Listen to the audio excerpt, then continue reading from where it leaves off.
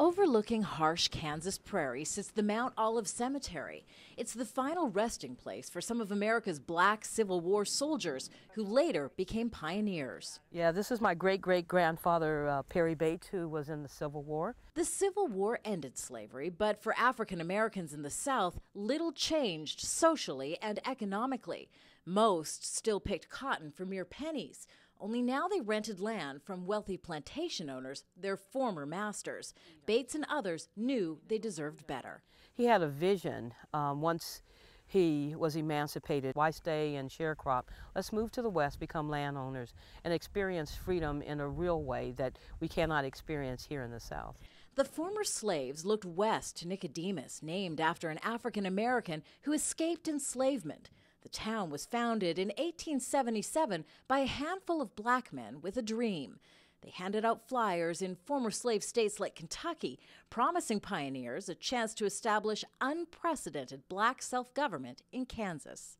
By the mid-1880s, Nicodemus was a bustling town of 700 people. It had a hotel, a bank, a general store, even a newspaper.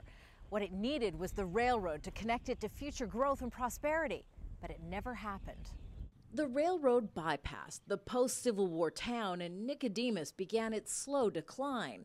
Many of its historic buildings still stand, but today there are just 26 residents. Most are retirees.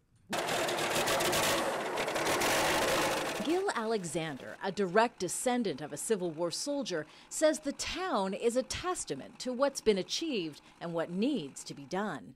There's still a long way to go.